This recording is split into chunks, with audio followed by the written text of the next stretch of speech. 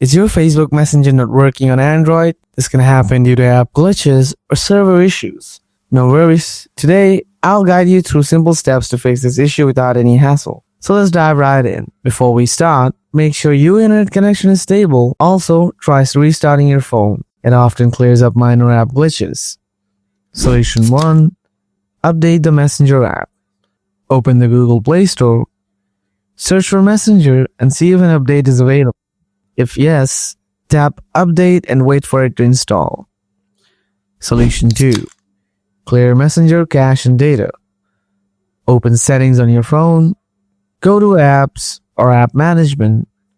Find and tap Messenger. Tap Storage. Select Clear Cache. Try these steps if your Messenger app isn't working properly on your device. I hope this video helped you fix the issue. Don't forget to like and subscribe before you go.